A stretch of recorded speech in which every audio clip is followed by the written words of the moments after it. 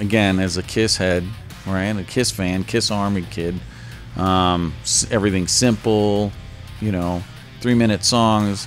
Friends are playing, hey, you got to get into this, and you listen to it, and you're going. I was like the record company, like, what the hell is this? What is going on here?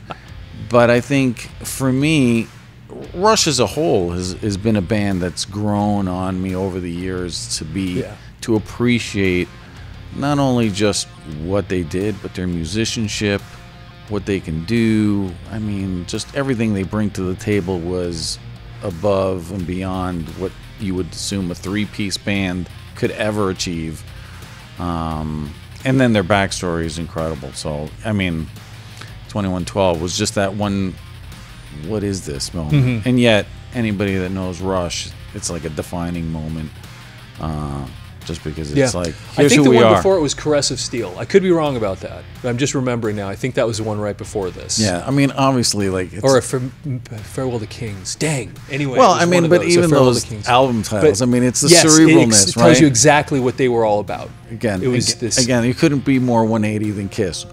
Love Gun, Destroyer, Unmasked, Dynasty. Farewell to Kings. I couldn't even fly by night. Love Gun. Yes, that tells you everything. There was never a song like Love Gun from Rush ever. Nothing like that. It was all very thoughtful, deep lyrics, and once again, Neil Peart's the one that wrote all those words. And he was once again such an incredible drummer. It's interesting over the years. This became their kind of iconic logo. Right. That came. I think this was the first time it showed up. Was on this album. I could be wrong about that.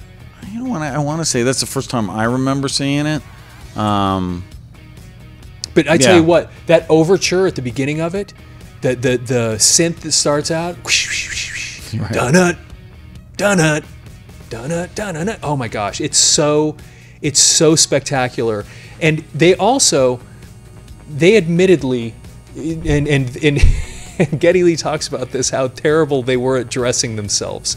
And he says, they ended up with these just bizarre-looking outfits. And you look at Neil Peart over the years too, how he changed. He had this long hair with that big mustache, and then if you saw him on that last tour, he always wore that skull cap, and he just kind of and then Geddy Lee, other than aging a little bit, never changed how he looked. No, he looks the same. I mean, Alex Lifeson then put on a few pounds over the years, cut all his hair off, but he just kind of and Geddy Lee. What's so funny about him it was as if he didn't have enough things to do being a bass player and a singer.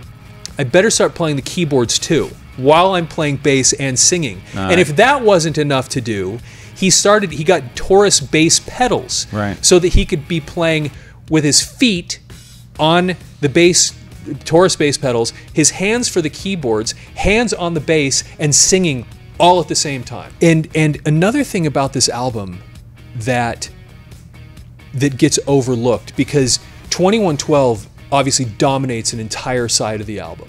The first side of the album is just this one big long concept. And it's actually, the story is so cool. It's this kid that finds a guitar in a cave or something like that, and then he gets so excited that he found this and he wants to share it with the people, and then he goes to like the elders or whatever they are and shows them this, and they're like, that's bad, you don't play the guitar. And so then not to be confused with the Elder album we just were talking about with Kiss earlier. Yeah, this was different elders. These are we are the priests. We are the priests of the temples of Syrinx. I think it was. We are the priests of the temples.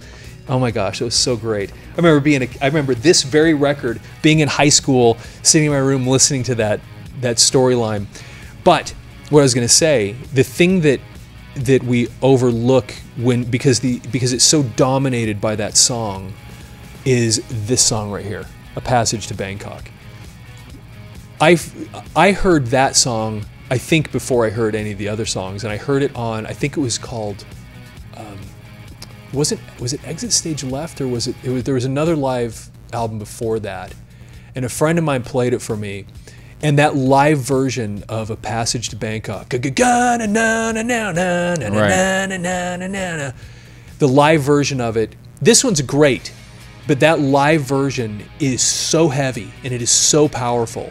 And that was my introduction to to this album was actually that song first. And that song is just awesome.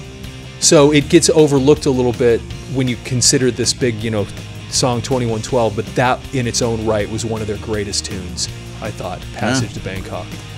So Rush 2112. 2112, nice.